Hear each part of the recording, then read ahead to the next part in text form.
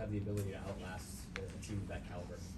Yeah, I thought we were pretty resilient tonight. I thought we took some punches in the game flow. Obviously, opened up a nice lead in the fourth quarter, and they kept coming. They're obviously a really talented team, and I thought we were a little sloppy on both ends of the floor, trying to slam the door on that game, but then made big plays down the stretch and executed with poise. Coming out of the locker room at halftime, you guys outscored them by 15. Is there anything tactically that you guys did differently during that third, or just executed at a higher level?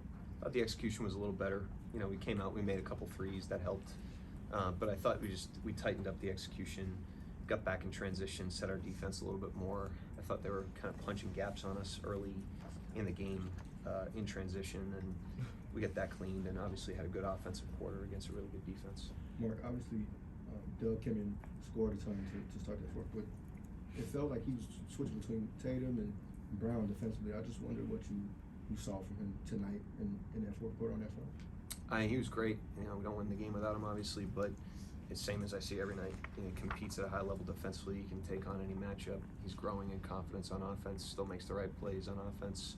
He's a really, really good player. Yeah, and you mentioned the poise, Chris, because I know growth isn't linear, and you always talk about the compete level, which they haven't lacked. But seeing Dub make shots like that late, Chet make shots like that late, Shea make the shots he did,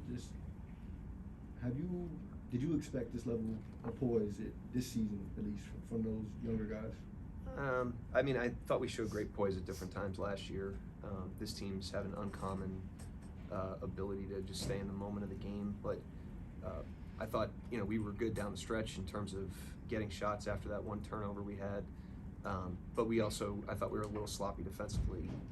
When you have a lead like that, the way to really slam the door on the game is with stops and making them earn everything. I didn't think we did a good enough job there. So as much poise as we showed in some parts of the game, we also have a long way to go.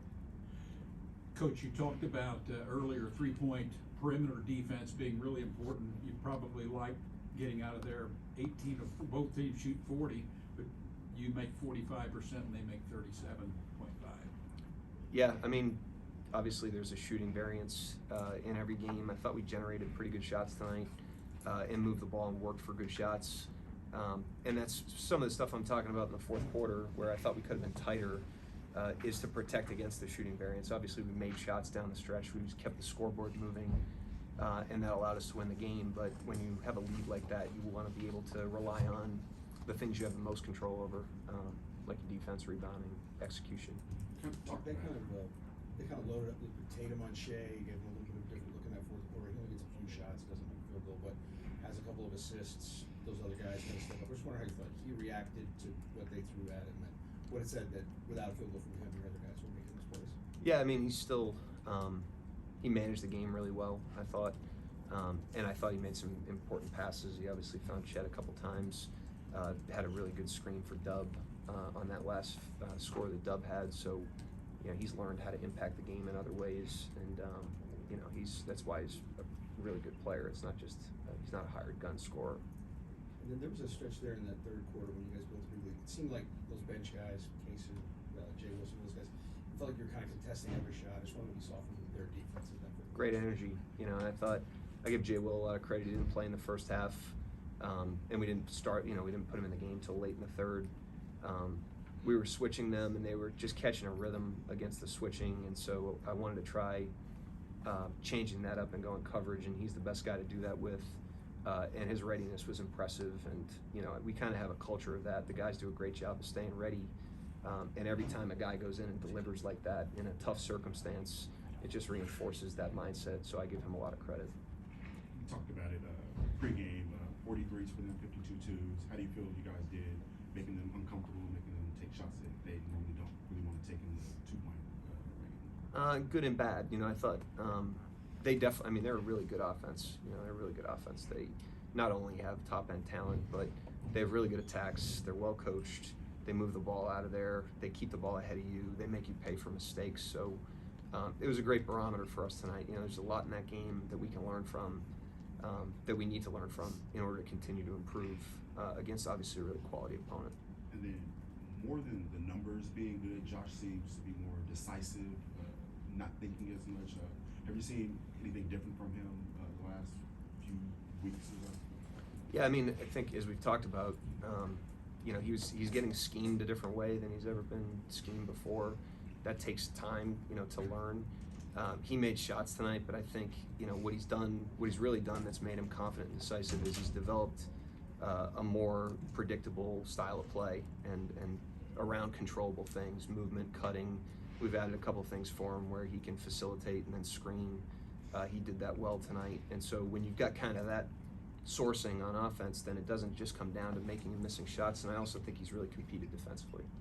Mark, with Kristaps, you mentioned some of the lapses. I'm curious, throughout the stretch of the game, it felt like he was reacting to the doubles well, reading them well. Just how much of that did you expect, and how much of the decision making were you prepared for? I mean, he's really good. You know, that's why they're tough, because, you know, if you don't switch him, then he's teeing up really high percentage shots. The other guys have gravity, and so he forces you. You almost have to switch him to take the jump shooting away, and then when you switch him, you know, he's a great ISO player. He's tall. He can play over switches. So, you know, there's a reason why they're hard to beat. You guys have put together quite an impressive list of high quality wins. I mean, just since Christmas, first place teams in both conferences, defending champs. What have you learned or discovered about your team during this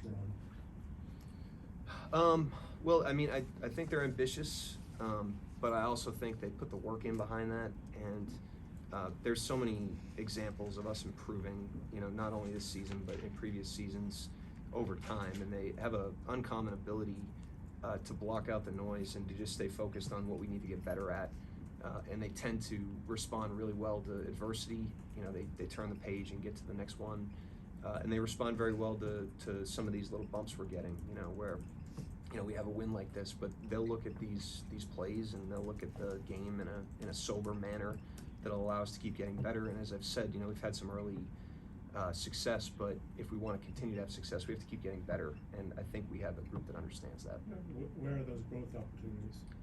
I mean, like I said, the execution on both ends of the floor down the stretch, you know, our ability, you know, to understand how to play with a lead. You know, you're up 18, there's a way to win that game in a methodical way that I thought got away from us a little bit tonight.